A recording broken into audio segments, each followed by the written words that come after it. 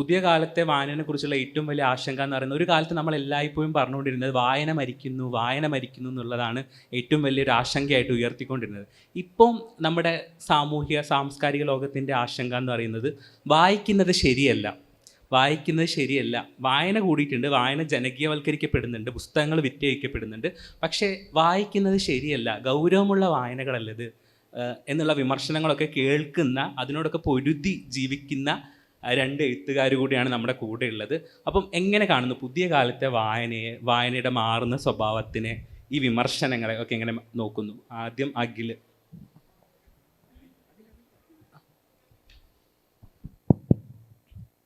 എല്ലാവർക്കും നമസ്കാരം. ആദ്യം ചോദിച്ച പോലെ ഒരുപാട് വിമർശനം വരും. ഞാൻ വിമർശനത്തിനെക്കാട്ടിലും കൂടുതൽ ആൾക്കാർ ഇഷ്ടപ്പെട്ട ആ ഒരു സപ്പോർട്ടാണ് ഞാൻ നോക്കിക്കാണുന്നത്. പിന്നെ നല്ല വിമർശനങ്ങളുണ്ട്, മോശം വിമർശനമുണ്ട്. ഇപ്പോൾ ഒരാൾ എൻ്റെ 3 ബുക്ക് ഞാൻ എഴുതിയിട്ടുണ്ട്. Ouija board, Mercury Island, Ram care of Anandhi. ഞാൻ ഓജോ ബോർഡ് എഴുതി കഴിഞ്ഞപ്പോൾ കുറേ ആൾക്കാർ വിമർശിച്ചത് അതിൻ്റെ അകത്ത് കഥാപാത്രങ്ങൾക്ക് കുറച്ചുകൂടി ഡെപ്ത് വേണമെന്ന് പറഞ്ഞു. അത് നല്ല വിമർശനമാണ്. ഓജോ ബോർഡ് എഴുതുന്ന സമയത്ത് എൻ്റെ ഫാമിലിയിൽ ആരും എഴുതുന്ന ആൾക്കാരില്ല, അല്ലെങ്കിൽ സെൽഫ് പബ്ലിഷ് ചെയ്തൊരു ബുക്കാണ്, കൊണ്ടുനടന്ന് വിറ്റൊരു ബുക്കാണ്. അപ്പോൾ ഇതിങ്ങനെ ഫ്ലിപ്കാർട്ട്, ആമസോണിൽ സെല്ലിങ് തുടങ്ങിയപ്പോൾ, റിവ്യൂസ് വന്നു തുടങ്ങിയപ്പോൾ, ഒരു സാധാരണക്കാരൻ്റെ ബുക്ക് റിവ്യൂ ചെയ്യപ്പെടുന്ന കണ്ടപ്പോൾ കുറേ ആൾക്കാർക്ക് എന്തിനാണ് ഇവൻ്റെ ബുക്കൊക്കെ റിവ്യൂ ചെയ്യുന്നത്, സ്വന്തമായിട്ട് അച്ചടിച്ച് ആർക്ക് വേണമെങ്കിലും ഇവിടെ എഴുത്തുകാരനാവുമല്ലോ എന്നുള്ളൊരു ചിന്ത. ഇത് 2014-15 കാലഘട്ടമാണ്. അന്ന് ഇതുപോലെ നമുക്ക് ഒരുപാട് പബ്ലിഷിംഗ് കമ്പനികളില്ല. ഇപ്പം നമുക്ക് ഒരുപാട് പബ്ലിഷിംഗ് കമ്പനികളുണ്ട്. 100 കോപ്പി തൊട്ട് അച്ചടിക്കാം, ചിലപ്പോൾ 50 ഒക്കെ അച്ചടിക്കാൻ പറ്റും. അന്ന് 1000 കോപ്പി അച്ചടിച്ചതാണ്. അന്ന് എങ്ങനെ ഇത് വിറ്റഴിക്കും എന്നുള്ളൊരു ധൈര്യം ഒന്നും എനിക്കറിയത്തില്ല, എങ്ങനെ ചെയ്യണം, ഇത് വിൽക്കണം, ആൾക്കാരിലേക്ക് എത്തിക്കണമെന്ന്.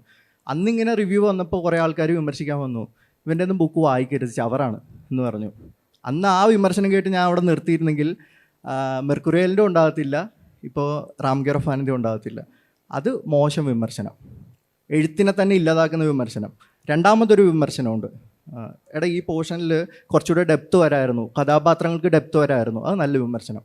അത് മാത്രം അക്സെപ്റ്റ് ചെയ്യുന്നു, ബാക്കിയുള്ളതെല്ലാം തള്ളിക്കളയുന്നു. Thank you. അത് തന്നെയാണ് പറയുന്നത്. എനിക്ക് തോന്നുന്നത് അതിൻ്റെ ഒരു ഹിസ്റ്ററി കൂടി പറഞ്ഞുകൊണ്ടാണ് തുടങ്ങിയത്. ഈ വായന എല്ലാ കാലത്തും മനുഷ്യർ ഇഷ്ടപ്പെട്ട ഒന്നാണ്. അതായത് പ്രാചീന കാലം മുതൽ. ഇപ്പോൾ കാളിദാസൻ്റെ ഹിസ്റ്ററിയൊക്കെ എടുത്ത് പരിശോധിക്കുമ്പോൾ അദ്ദേഹത്തിൻ്റെ കൃതികൾ താളിയോലകളായി ഇന്ത്യയിലെ പല ഭാഗത്ത് മനുഷ്യർ കൊണ്ടുപോയി എഴുതിയിരുന്നു, സൂക്ഷിച്ചിരുന്നു എന്നാണ് പറയുന്നത്.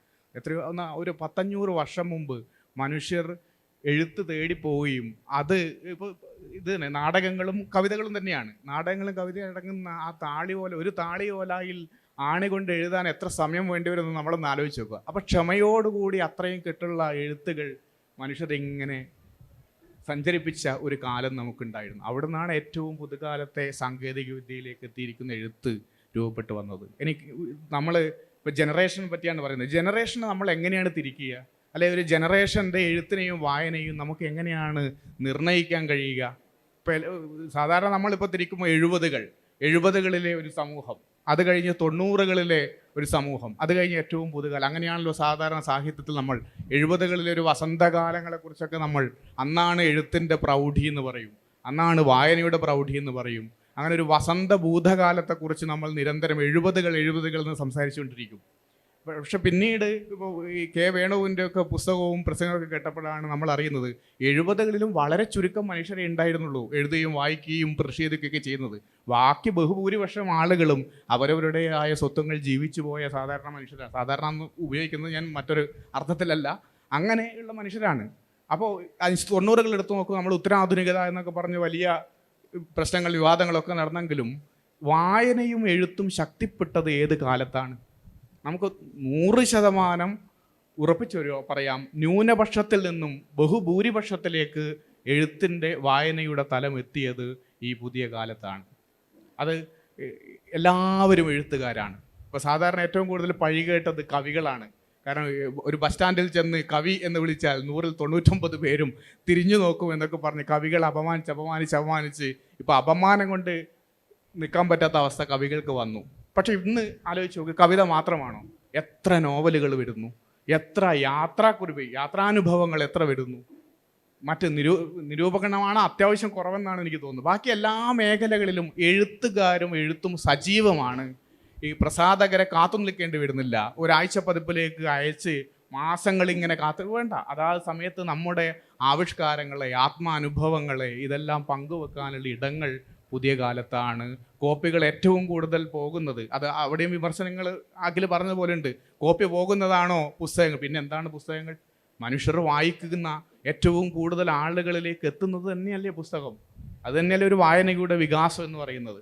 അപ്പോൾ അഖിലിൻ്റെ പുസ്തകങ്ങളായാലും നിമ്നയുടെ പുസ്തകങ്ങളായാലും ഇനി വർഷങ്ങൾക്ക് മുമ്പ് മരിച്ചുപോയ എൻ മോഹൻ്റെ പുസ്തകങ്ങളായാലും ഇപ്പം ഞങ്ങളടങ്ങുന്ന പലരുടെയും പുസ്തകങ്ങളായാലും അത്രയേറെ ആളുകൾ വായിക്കുന്നത് പുതിയ കാലത്താണ്. നമ്മൾ എത്ര അത് അവിടെ മറ്റൊരു പോയിന്റ് കൂടി ഉണ്ടെന്ന് തോന്നുന്നു. ഈ വായനകളെക്കുറിച്ച് നമ്മൾ പറയും. ഇൻ്റർനെറ്റ് വായനകൾ വന്നാൽ അന്ന് എല്ലാവരും ഭയന്നു. ഞാനും അന്ന് ആ സമയത്ത് ഭയന്നു. ഇനി എന്തില്ല, പ്രിൻ്റഡ് ഒന്നുമില്ല. കാരണം ഇനി വരാൻ പോകുന്നത് മുഴുവൻ ഓൺലൈൻ വായനകളും ഫോൺ വായനകളുമാണ്. പക്ഷേ പത്രങ്ങളൊക്കെ പൂട്ടിപ്പോകുമെന്ന് പറഞ്ഞു. പക്ഷേ ചരിത്രം എന്തായി? മുമ്പ് നമുക്ക് മാതൃഭൂമി ആഴ്ചപ്പതിപ്പ്, ഭാഷാപോഷിണി, അതല്ലെങ്കിൽ മാധ്യമം എന്നുള്ള 2 or 3 വാരികളും മാസികകളും ആണെങ്കിൽ ഇന്ന് അതിനോട് കിടപിടിക്കുന്ന പ്രിൻ്റഡ് മാസികകൾ ധാരാളമുണ്ട്. ഓരോ ജില്ലയിൽ നിന്ന് ഇറങ്ങുന്ന പ്രിൻ്റഡ് വാരികൾ നോക്കൂ. പുസ്തകങ്ങൾ, അഖിലിൻ്റെ പുസ്തകം 3 ലക്ഷം കോപ്പി ആയത് ഓൺലൈനിലൂടെ ആളുകൾ വായിച്ചിട്ടല്ല, പ്രിൻ്റഡ് വായിച്ചിട്ടാണ്. അപ്പോൾ എത്ര ഓൺലൈൻ ഏത് കാലത്തും നമ്മൾ 70s 80s ഒക്കെ പറഞ്ഞാലും ഈ പുതുകാലത്തും പ്രിൻ്റഡ് വാരികൾ, നിമ്നയുടെ പുസ്തകം 1 ലക്ഷത്തിലധികം കോപ്പി, എൻ്റെ പുസ്തകങ്ങൾ, മറ്റാളുകൾ, ഇതെല്ലാം പ്രിൻ്റഡ്. അതോടൊപ്പം തന്നെ ഏതും വായിക്കുന്നു, ഓൺലൈൻ വായിക്കപ്പെടുന്നു. അതുപോലെ കേൾക്കാനുള്ള കാര്യങ്ങൾ വന്നു ചേരുന്നു, ഇതെല്ലാം സാധ്യമാകുന്നുണ്ട്. അപ്പോൾ തീർച്ചയായും വായനയുടെ, എഴുത്തിൻ്റെ വലിയ വികാസമായ വിശാലമായ ഒരു ലോകബോധത്തിൽ തന്നെയാണ് നമ്മൾ എത്ര ജെൻസ് എന്ന് പറഞ്ഞ് കുറ്റപ്പെടുത്തിയാലും ഇനി പുതുതലമുറയെ നശിപ്പിക്കുന്നവരെന്ന് പറഞ്ഞാലും വായനയിലേക്ക് കൊണ്ടുവരുന്നതിൽ ഞങ്ങളടങ്ങുന്ന ഒരു തലമുറയ്ക്ക് വലിയ പുസ്തകം വായിച്ചില്ലെങ്കിൽ പോലും പുസ്തകം വാങ്ങി, അതാണല്ലോ ഇപ്പോൾ പറയുന്നത്. ഇതെല്ലാം ഇപ്പോൾ അഖിലിൻ്റെ പുസ്തകം മുഴുവൻ ഫോട്ടോ എടുത്ത് സ്റ്റാറ്റസ് ഇടാൻ വേണ്ടിയാണ് ആളുകൾ ആയിക്കോട്ടെ, എങ്കിലും ഒരു പുസ്തകം തൊട്ട് ഒരു മനുഷ്യൻ നെഞ്ചോട് ചേർത്ത് വെക്കുന്നുണ്ടെങ്കിൽ അത് തീർച്ചയായും കാലത്തിൻ്റെ അടയാളമാണ്. ആ അടയാളങ്ങൾ പുതിയ തലമുറയിലേക്ക് എത്തുന്നതിൻ്റെ ഭാഗമായിട്ടുള്ള അടയാളങ്ങളെ കാത്തു സൂക്ഷിക്കുന്നതിൽ ഈ കാലം പങ്കുവഹിക്കുന്നുണ്ട്. എഴുത്തുകാരൻ എന്ന രീതിയിൽ മലയാള സാഹിത്യത്തിൽ കൃത്യമായിട്ടൊരു ഇടം ഉണ്ടാക്കി കഴിഞ്ഞ 2 പേരാണ്. വായനക്കാരൻ എന്ന രീതിയിൽ സ്വയം എങ്ങനെയാണ് പ്ലേസ് ചെയ്യുന്നത്? എന്താണ് വായിക്കുന്നത്? വായനാ ജീവിതത്തിനെ കുറിച്ച് പറഞ്ഞാൽ കൊള്ളാമെന്ന്. ഞാൻ എല്ലാ ടൈപ്പും വായിക്കും. എല്ലാ ജോണറും ഇഷ്ടമാണ്. പണ്ട് ത്രില്ലറൊക്കെ ഭയങ്കര ഇഷ്ടമായിരുന്നു കുട്ടിക്കാലത്ത്. പിന്നെ അത് കഴിഞ്ഞപ്പോൾ ഞാൻ സ്വരഭേദങ്ങളെന്ന് പറഞ്ഞ ഭാഗ്യലക്ഷ്മിയുടെ ഓട്ടോബയോഗ്രാഫി വായിച്ചു. അപ്പോൾ എനിക്ക് ഭയങ്കരമായിട്ട് ഇഷ്ടപ്പെട്ടു. കാരണം നമ്മൾ ജീവിക്കാത്ത ഒരു ജീവിതം മറ്റൊരാളിലൂടെ നമ്മൾ കണ്ടറിയുകയാണ്. അപ്പോൾ അത് വായിച്ചപ്പോൾ എനിക്ക് ഭയങ്കര ഇഷ്ടപ്പെട്ടപ്പോൾ ഞാൻ പിന്നെ ഓട്ടോബയോഗ്രാഫിയിലേക്ക് തിരിഞ്ഞു. പിന്നീട് ഫീൽ ഗുഡായിട്ടുള്ള എല്ലാ ടൈപ്പും വായിക്കും. ഒരു വായനയ്ക്ക് ഇങ്ങനെ നമ്മൾ ലിമിറ്റ് ചെയ്ത് കഴിഞ്ഞാൽ എനിക്ക് എഴുതാനായിട്ടും എല്ലാ ജോണറും ഇഷ്ടമാണ്. ഇപ്പം 3 ബുക്കും 3 ഡിഫറെൻ്റ് ആയിട്ടുള്ള ജോണറിലാണ്. അപ്പോൾ വായന അങ്ങനെ വന്നാൽ മാത്രമേ നമുക്ക് ഡിഫറെൻ്റ് ആയിട്ട് എഴുതാനും പറ്റത്തുള്ളൂ. എന്താണ് നടക്കുന്നതെന്ന് അറിയണ്ടേ? ത്രില്ലറിൽ എന്താ നടക്കുന്നതെന്ന് അറിയണം, റൊമാൻറ്റിക് ഫിക്ഷനിൽ എന്താണ് നടക്കുന്നതെന്ന് അറിയണം, ഫാൻറ്റസിയിൽ എന്താ നടക്കുന്നതെന്ന് അറിയണം. അപ്പോൾ എല്ലാ ടൈപ്പും വായിക്കും. പിന്നെ ഇംഗ്ലീഷൊന്നും വായിക്കത്തില്ല, കാരണം എനിക്ക് ഇംഗ്ലീഷ് അറിയത്തില്ല. ഞാൻ ഇതുവരെ ഒരു ഇംഗ്ലീഷ് ബുക്കും വായിച്ചിട്ടില്ല. കാരണം ഞാൻ മലയാളം മീഡിയത്തിലാണ് പഠിച്ചത്. എൻ്റെ കുഴപ്പമാണ് അത് ഇമ്പ്രൂവ് ചെയ്യാത്തത്. ഞാൻ പലപ്പോഴും ഓരോ ഇംഗ്ലീഷ് ബുക്കുകൾ ഭയങ്കര ആർത്തിയോടുകൂടി എടുത്ത് വായിക്കും. ഒരു 3-4 പേജ് കഴിയുമ്പോൾ ഒന്നും മനസ്സിലാകത്തില്ല. പിന്നെ നമ്മൾ എത്ര നേരമായി ഡിക്ഷണറി വെച്ചിട്ടിരുന്നിട്ട് വായിക്കുന്നത്. പിന്നെ അതിൻ്റെ എന്തെങ്കിലും തർജ്ജിമ ഉണ്ടെങ്കിൽ അത് വാങ്ങി വായിക്കും. അതാണ് എൻ്റെ ഒരു വായന. ബിനീഷേട്ടൻ എങ്ങനെ സ്വന്തം വായനാ ജീവിതത്തിനെ അടയാളപ്പെടുത്തുന്നു? ഇല്ല, വായന എനിക്ക് തോന്നുന്നു നമ്മളെല്ലാവരും വായന തുടങ്ങുന്നത് അക്കാലത്തിൻ്റെ ഒരു ബാലഭൂമി, ബാലമംഗളം ഇതുപോലെയുള്ള ചെറിയ ചെറിയ പുസ്തകങ്ങളിലൂടെ തുടങ്ങുകയും പിന്നെ നമ്മുടെ വിദ്യാഭ്യാസ കാലത്തിൽ മാറുന്നതിനനുസരിച്ച് പിന്നെ നമ്മുടെ ഒരു തലം മാറുകയാണ്. എന്നാൽ വ്യക്തിപരമായി എനിക്ക് ഏറ്റവും ഫിലോസഫിക്കൽ ടെക്സ്റ്റ് വായിക്കാനാണ് ഇഷ്ടം. ഇപ്പോൾ കഴിഞ്ഞ കാലങ്ങളിൽ ഞാൻ ഏറെക്കാലം വായിച്ചുകൊണ്ടിരുന്നത് നിത്യചൈതന്യ യതിയുടെ 2 വോളിയുള്ള സമ്പൂർണ്ണഗതികളാണ്. അതിലെന്തോ നമുക്കൊരു ആത്മസുഖം എന്നൊക്കെ വേണമെങ്കിൽ പറയാം. അങ്ങനെയുള്ള അതോടൊപ്പം നോവലുകൾ വായിക്കുന്നു. ഇപ്പോൾ പുതിയതായി പട്ടുനൂൽ പുഴു ഹരീഷിൻ്റെ അത് വായിക്കുന്നു. നമ്മളെപ്പോഴും പുതുക്കപ്പെടുന്ന വായനകളെ, അതല്ലെങ്കിൽ നമ്മുടെ ഒരു ജീവിതവുമായി ചേർന്ന് നിൽക്കുന്ന വായനകളോട് എല്ലാ കാലവും നിൽക്കാനുള്ള ശ്രമം നടത്തിയിട്ടുണ്ട്. പിന്നെ മറ്റൊന്ന്, വായന തന്നെയാണ് നമ്മളെ നിലനിർത്തുന്നത്. ഇപ്പം കോവിഡ് കാലങ്ങളായാലും അതിന് ശേഷമായാലും ഒക്കെ വായനയോ ഉള്ളത് കൊണ്ടാണ്. ഞാൻ വ്യക്തിപരമായി ഞാനിപ്പോൾ നിലനിൽക്കുന്നത് വായന കൂടി ജീവിതത്തിൽ ഉള്ളത് കൊണ്ടായിരുന്നു എന്നൊരു ബോധ്യം എനിക്കുണ്ട്. അല്ലെങ്കിൽ എൻ്റെ ഒരു ഈ സ്ഥൂല ശരീരം ഇവിടെ ഉണ്ടാവുമായിരുന്നില്ല എന്നൊരു ബോധ്യം എനിക്കുണ്ട്. അതുകൊണ്ട് പലതരം വായനകൾ നമുക്ക് ഇഷ്ടപ്പെടുന്നത് എന്തും, ഇപ്പോൾ കാരണം ഓരോ പ്രായത്തിനനുസരിച്ച് നമ്മുടെ വായനയുടെ അഭിരുചികൾ മാറും. ഇപ്പോൾ ഒരു കാലത്ത് നമ്മുടെ വായനാഭിരുചി അല്ല മറ്റൊരു കാലത്ത് ഉണ്ടാവുക. അത്തരം അഭിരുചികൾക്കനുസരിച്ച് നമ്മുടെ ഇഷ്ടത്തിനനുസരിച്ച് വായിക്കുക എന്നുള്ളതാണല്ലോ പ്രധാനം. അത്തരം വായനകൾ നടത്താനുള്ള ശ്രമങ്ങൾ നടത്തുന്നുണ്ട്. ബിനീഷേറിനോട് തന്നെയാണ്. സാഹിത്യം എന്ന് പറയുന്നത് വളരെ നിഷ്കളങ്കമായിട്ടാണ് പൊതുവിൽ മനസ്സിലാക്കുന്നത്. വളരെ അധികാരരഹിതമായൊരു സ്ഥലമാണ്, വളരെ ഫാഷനബിൾ ആയിട്ടുള്ളൊരു സ്ഥലമാണെന്നൊക്കെ. പക്ഷെ കൃത്യമായിട്ട് ജാതിയും വർഗവും മറ്റു തരത്തിലുള്ള ശ്രേണികളൊക്കെ പ്രവർത്തിക്കുന്ന ഒരു സ്ഥലം തന്നെയാണ് സാഹിത്യം എന്ന് പറയുന്നത്. അപ്പം ഇത്രയും കാലം മലയാളത്തിൻ്റെ സാഹിത്യം ഒരു മേൽജാതി സാഹിത്യമായിട്ട് നിന്നപ്പം, കൃത്യമായിട്ടൊരു ആൺലോകമായിട്ട് നിന്നപ്പം, വർഗപരമായിട്ട് ഉയർന്ന ശബ്ദങ്ങൾ മാത്രം കേട്ട സമയത്ത് അപ്പോൾ ഒന്നും ഇല്ലാത്ത ആവലാതിയാണ് ചില മനുഷ്യരുടെ ദൃശ്യത, ചില മനുഷ്യരുടെ പുസ്തകങ്ങൾ വായിക്കപ്പെടുമ്പോൾ, വിറ്റഴിക്കപ്പെടുമ്പോൾ, അവർക്ക് വേദികൾ കിട്ടുമ്പം ആളുകൾക്ക് ഉണ്ടാകുന്നത്. ഈ പേടിയുടെ കാരണം എന്തുകൊണ്ടാണ് ഈ ആശങ്ക ഉണ്ടാകുന്നത്? സാംസ്കാരിക ലോകം മൊത്തം ആശങ്കപ്പെടുകയാണ്. എന്തുകൊണ്ടാണ് ഇവർ നമ്മളെ പേടിക്കുന്നത്? എന്താണ് അതിൻ്റെ കാരണം എന്ന് ചിന്തിച്ചിട്ടുണ്ടോ? അല്ല, പേടികൾക്ക് ഇപ്പം ജാതിയുടെ മതവും പറയുകയാണെങ്കിൽ എല്ലാ കാലത്തും സാഹിത്യത്തെ മാത്രമല്ല നമ്മുടെ സമൂഹത്തെ ആകെ നമ്മളെത്ര ഇല്ല എന്ന് പറഞ്ഞാലും ആന്തരികമായി മനുഷ്യരുടെ ഉള്ളിൽ അടിസ്ഥാനപരമായി ജാതിയുടെ ചങ്ങലക്കെട്ടുകൾ എവിടെയൊക്കെയോ പ്രവർത്തിക്കുന്നുണ്ട്. അത് വിദ്യാഭ്യാസ മേഖലയിൽ പ്രവർത്തിക്കുന്നുണ്ട്, നമ്മുടെ മറ്റ് ജീവിതാവസ്ഥകളിൽ പ്രവർത്തിക്കുന്നുണ്ട്, കുടുംബത്തിൽ അതിശക്തമായി പ്രവർത്തിക്കുന്നുണ്ട്. നമ്മൾ പുറമെ പുരോഗമനം പറയുമ്പോൾ പോലും മറ്റു ചില കാര്യങ്ങളിലേക്ക് കടക്കുന്ന സമയത്ത് അവിടെ ജാതി, മതം, വർഗം ഇതെല്ലാം പ്രവർത്തിക്കുന്നുണ്ട്. സ്വാഭാവികമായും സാഹിത്യത്തിലും ഇതൊക്കെ അടിസ്ഥാനപ്പെടുത്തിയിട്ടുള്ള പ്രവർത്തനങ്ങൾ. ഇപ്പോൾ പൊയ്കയിൽ അപ്പച്ചനെ നമ്മൾ നോക്കൂ. പൊയ്കയിൽ അപ്പച്ചനെ ഒരു കാലത്ത് നമ്മൾ കവിയായി അംഗീകരിച്ചിട്ടില്ല, അല്ലെ? പാട്ടുകൾ പാട്ടുകൾ പാട്ടുകൾ എന്ന് പറഞ്ഞു പോകും. പക്ഷെ ഇന്ന് അത് തിരിഞ്ഞു നോക്കുന്ന സമയത്താണ് എത്ര ശക്തമായ കവിതകളായിരുന്നു. ആ സാമൂഹികമായ അസമത്വങ്ങളെ മുഴുവൻ അല്ലെ ചെറുത്ത് തോൽപ്പിക്കുന്ന ചില രംഗങ്ങൾ അതിൽ കാണാൻ പറ്റും.